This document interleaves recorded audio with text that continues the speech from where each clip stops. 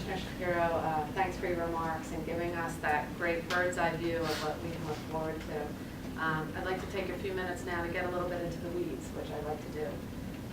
I'd like to start off by saying I'm really looking forward to 2014. A lot of work has occurred over the last 2 years. We've assessed, we've planned, and now the fun part is we get to implement many of our ideas. An old proverb says, the best times to plant a tree is 20 years ago. The second best time is now. And here we are in 2014. We're shovel ready and we're ready for planting. In 2014, we are literally planning Montgomery County's future with the development of our comprehensive plan, Monco 2040, a shared vision.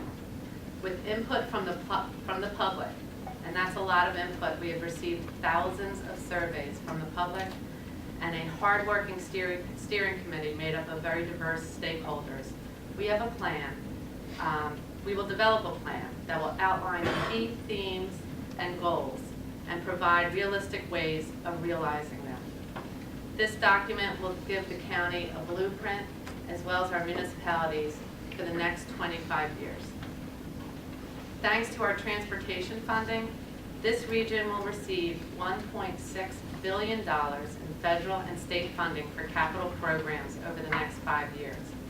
What does this mean for Montgomery County? It means that large transportation projects like 202 and the 422 Valley Forge Bridge will be moving ahead. It means that the transformative Lafayette Street Extension project will continue to hit major milestones. Phase 2 construction with an estimated cost of $18 million will start by the end of this year. And then Phase 3 is right around the corner this spring with an estimated cost of $25 million. The funding for SEPTA will double, allowing them to prioritize their projects listed in their state of good repair. These projects total $5 billion worth of transportation projects for the region.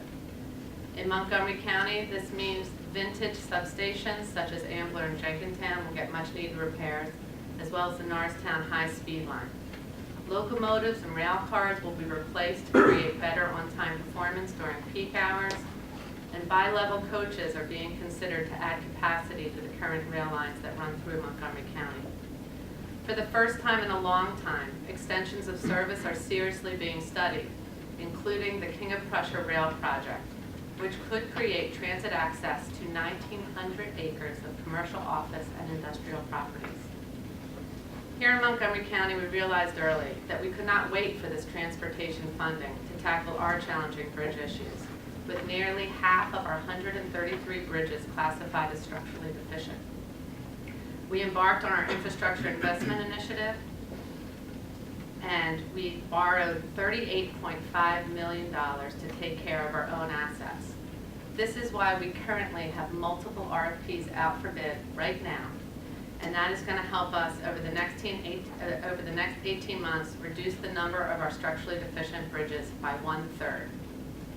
In addressing our assets, not only are we taking care of our buildings, but we are also making them more efficient. Across the street at the courthouse, we are significantly reducing energy consumption and costs.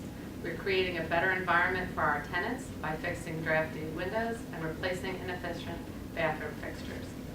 Many of us have looked up to see the beautiful stained glass ceiling at the courthouse, but how many of us have noticed that there is no barrier whatsoever in preventing hot air from escaping and preventing cold air from coming in? This will be fixed without altering the aesthetic that we love in that grand space. We will continue to improve and expand our park and trail systems, working toward the goal of all Montgomery County residents being able to access a trail within a few miles from their homes. As Warren Buffett has stated, someone is sitting in the shade today because someone planted a tree a long time ago. It is my hope that our work here in 2014 will be providing pleasant shade for the residents of Montgomery County for years to come.